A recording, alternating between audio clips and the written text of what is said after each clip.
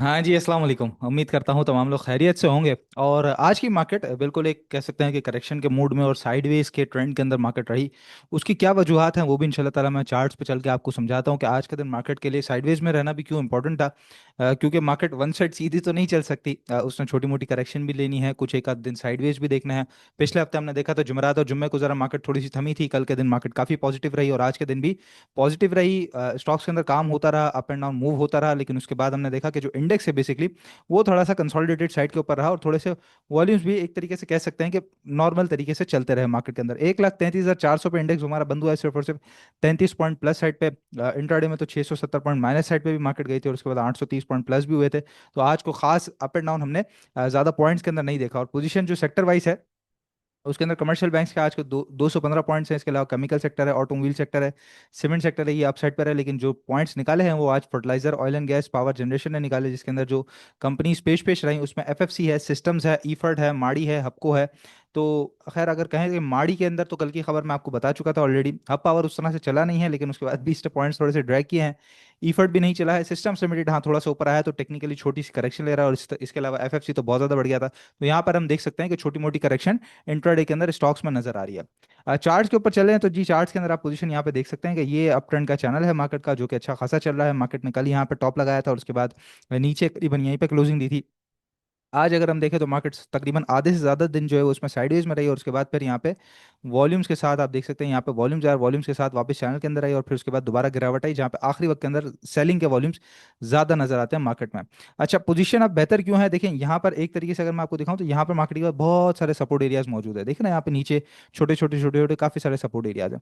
अब उसके बाद यहाँ से जब मार्केट चली है तो वन साइड सीधी चली और खास बेहतर सपोर्ट हम जिसे कहते हैं कि वो नहीं बना। और पिछले 2 दिन से फिर मार्केट ने एक पोजीशन बनाई जिसके अंदर एक तो ये सपोर्ट, और आज देख सकते हैं ये कल के दिन की सपोर्ट थी और आज मार्केट इसी सपोर्ट पे थोड़ा सा विक बना के ऊपर की तरफ बंद भी हुई है। और एक रेजिस्टेंस भी ऑटोमेटिक मार्केट के पास क्रिएट हो चुका है, ठीक है, उस रेजिस्टेंस से ऊपर भी जा चुकी है।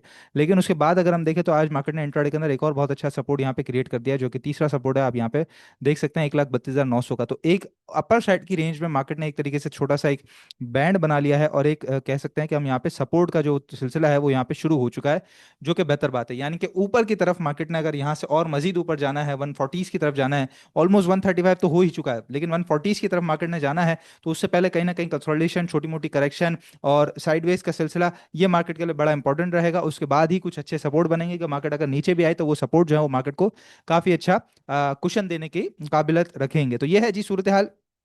और स्ट्रैटेजी सीधी और सिंपल है, कल ही मैं आपको बता चुका हूँ कि मार्केट के अंदर जो चीज़ ऊपर नफे में सही तरीके से बिक रही हो वो साथ साथ बेचेगा जरूर, और जो चीज़ जो है वो नीचे की तरफ मिल रही हो तो वहाँ पे आप लोगों ने साथ साथ खरीदारी भी करनी है और चांस भी आपको अच्छा मार्केट दे रही है। और खरीदारी की जहाँ तक बात रही तो इंशाल्लाह ताला आज जो हमने स्टॉक डिस्कस करना है वो भी मैं आपको बताऊंगा। तो वो भी वो स्टॉक है जो कि बेसिकली हम एक तरीके से कह सकते हैं ना कि बॉटम पे जो चीज़ें मिल रही होती है ना, तो उसमें से वो स्टॉक हमने निकाला है कि बिल्कुल बॉटम पे खड़ा हुआ था और उसके बाद जो है वो स्टॉक के अंदर काफी अच्छा मूव बना है। तो इंशाल्लाह ताला वो स्टॉक की तरफ भी चलेंगे।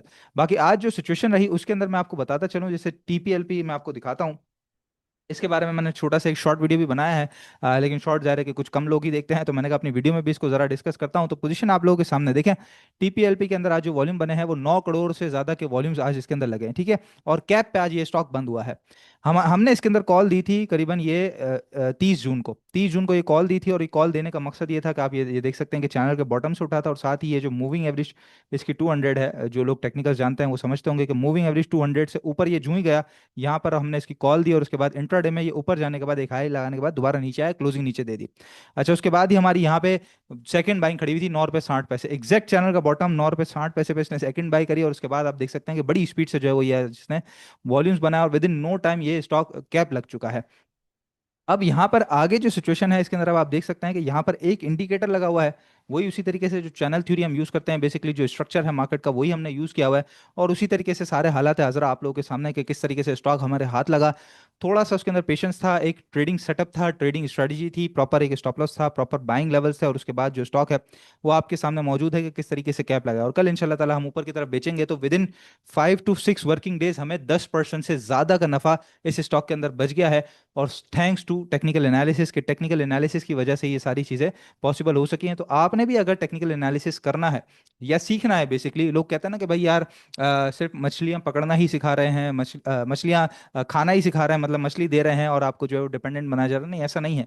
ये कोर्स बेसिकली इसीलिए बनाया गया है कि आप इंडिपेंडेंट हो, आप एक तरीके से एक स्किल को सही मायनों में सीख जाएं, वो स्किल जो कि फंडामेंटल्स हो, फाइनेंशियल रिपोर्ट्स वगैरह पढ़ना हो, मार्केट की लिटिगिटी समझना हो, उससे कहीं ज़्यादा आसान है। बस उसके अंदर प्रैक्टिस अच्छी चाहिए होती है और मेंटोरशिप अच्छी चाहिए होती है। एक अच्छी गाइडेंस और एक अच्छी प्रैक्टिस के बाद जब आप सीख जाते हैं, तो उसमें होता क्या है कि जब आपके अपने टेक्निकल एनालिसिस बात कर रहे होते हैं आपसे, तो वो आप बात पकड़ पाते हैं। उसके बाद जिस भी किसी व्हाट्सएप ग्रुप पे होते हैं आप, या अपने ब्रोकर के व्हाट्सएप ग्रुप पे होते हैं, या कोई भी आपका एडवाइजर होता है, उसका एक जब सेकंड ओपिनियन मिलता है, तो आपको एक बहुत ज़्यादा कॉन्फिडेंस आ जाता है और आपकी वो ट्रेड बहुत ज़्यादा अच्छी हो जाती है, जिसकी मिसाल कल मैंने ऑक्टोपस दिखाया और आज आप लोगों के सामने ये टीपीएलपी आपके सामने मिसाल मौजूद है। तो जी, ग्रुप पे जो हमारा कोर्स है उसको ज्वाइन करने के लिए नंबर है 0336 244 4466। अभी व्हाट्सएप पर रब्ता कीजिए, रजिस्ट्रेशन करवाइए, और साथ ही क्योंकि हम गाइडेंस का एक सिलसिला जो मैं आपसे बात कर रहा हूँ, तो वो भी साथ आपको आप लोगों के लिए लेके चलना चाहते हैं, तो उसके लिए हमारी टीम ने डॉक्टर मसूद राशिद साहब के व्हाट्सएप ग्रुप की सब्सक्रिप्शन तमाम कोर्स मेंबर्स के लिए, जो कि इस कोर्स की फुल रजिस्ट्रेशन करवा रहे हैं, उनके लिए डॉक्टर साहब के ग्रुप की 6 महीने की सब्सक्रिप्शन बिल्कुल ही फ्री रखी है। मतलब कि कॉम्प्लीमेंट्री आपको सब्सक्रिप्शन मिल जाएगी, यानी कि 9 महीने का अरसा आपको एक जबरदस्त किस्म की गाइडेंस मिलेगी और आप अच्छे टेक्निकल एनालिस्ट बन सकते हैं। तो अभी जी रब्ता कीजिए, ताकि इस तरह की जो ट्रेड्स हैं उससे आप लोग फायदा उठा सके। बाकी कुछ खबरों की तरफ आ जाते हैं जी। पाकिस्तान की टेक्सटाइल एक्सपोर्ट जो है वो 7.22% से ईयर ऑन ईयर बेसिस पे बढ़ चुकी हैं। और यहाँ पर एक अच्छी बात मैं कह सकता हूँ कि एक वो सेक्टर जो काफी दबा हुआ था, वो जरा टेक्निकल्स की बुनियाद के ऊपर भी एक छोटी मोटी करेक्शन, और उसके बाद फिर कुछ नंबर्स, और फिर साथ ही इंशाल्लाह ताला जो टैरिफ डील हमारी होने जा रही है, तो उसके बाद तो टेक्सटाइल्स के नंबर बिल्कुल पॉजिटिव रहेंगे, और टेक्सटाइल में अभी बुलिश रहना चाहिए, साथ साथ बुलिश रहना चाहिए। हाँ, छोटी मोटी करेक्शन, जो स्टॉक बहुत बढ़ गए हैं जैसे गुल अहमद वगैरह है या एमएच पाकिस्तान में, छोटी मोटी करेक्शन लेंगे, लेकिन उसके बाद दोबारा रिट्रेस करके वापस ऊपर की तरफ एक मूव दे सकते हैं। इसके अलावा जी, इन्वेस्टमेंट की शीट्स जो आपको पहले भी मैंने आपको बताई थी अपने वीडियो के अंदर, उसमें से अल्हम्दुलिल्लाह आज एक और दिन, और ये एक और जो हमारा स्टॉक है वो विद इन वीक्स, यहाँ पे हालांकि लिखा हुआ है 3 मंथ्स टू 1 ईयर, लेकिन विद इन वीक्स 26 तारीख को ये रिपोर्ट बनाई गई है, और 7 तारीख 8 तारीख को जो है 7 तारीख को, सॉरी, 7 तारीख को ये स्टॉक फैसल बैंक जो है वो हमारे टारगेट से भी जरा कुछ ऊपर निकला, 83 रुपये 70 पैसे का उसने हाई लगाया, और टारगेट इसके अल्हम्दुलिल्लाह हिट हुए। तो इस तरह की जो इन्वेस्टमेंट कॉल्स हैं वो भी हम आपको दे रहे होते हैं, और ये आपके सामने ही है, जिसके अंदर बैंक्स, इन्वेस्टमेंट बैंक्स और फर्टिलाइजर सेक्टर मौजूद है। इसके अलावा engineering sector, technology sector, oil sector, banking sector, तमाम जो सेक्टर्स हैं, फार्मास्यूटिकल सेक्टर खासतौर पर, ये जो सेक्टर्स हैं इनकी ऑलरेडी हम शीट बना चुके हैं। तो जो लोग इन्वेस्टमेंट करना चाहते हैं उनके लिए भी अभी मार्केट के अंदर मौके मौजूद है। आप लोगों ने स्टॉक्स के ऊपर नजर रखनी है, स्टॉक्स अभी भी सस्ते मिल रहे हैं, करेक्शन मार्केट के अंदर होती रहेगी, सेक्टर रोटेशन होती रहेगी, लेकिन अगर आपने जहां स्टॉक्स मिस किए, तो वहां पर आपको बड़ा कह सकते हैं कि फिर दोबारा पछतावा हो सकता है कि काश में ले लेता, काश में कर लेता। तो इसलिए बेहतर यह है कि चाहे ट्रेडिंग हो चाहे इन्वेस्टमेंट हो, मौके से ज्यादा जरूर फायदा उठाएं, प्रॉपर सेटअप के साथ उसके अंदर ट्रेडिंग जरूर करें, एंट्री जरूर लें। ज्यादा से ज्यादा क्या होगा कि आपका स्टॉप लॉस हिट हो जाएगा, लेकिन आपको सही तरीके से एक एक दिल में वो तो नहीं रहेगा कि यार मैं चांस मिस कर गया। अगर वो स्टॉक बहुत स्पीड से ऊपर निकल गया, तो वहां पर फिर पछतावा हो सकता है आपको। बाकी जी, खबरें यहीं तक थी। आज भी आपके जो स्टॉक्स हैं वो इंशाल्लाह ताला डिस्कस कर लेते हैं। उससे पहले आज हमारा जो स्टॉक है वो जरा हम देख लें, तो वो है ईपीसीएल, जो मैं बात कर रहा था कि बॉटम पे स्टॉक मिल रहा है, उसके अंदर ही काम करना चाहिए। तो ये है जी ईपीसीएल। जरा मैं ये इसको जरा बंद कर दूं इंडिकेटर्स को, तो पोजीशन आप देख सकते हैं ईपीसीएल के अंदर। आज वॉल्यूम्स की सबसे पहले तो पोजीशन देखें, एक अरसे के बाद बहुत तगड़े इसके अंदर वॉल्यूम्स लगे हैं।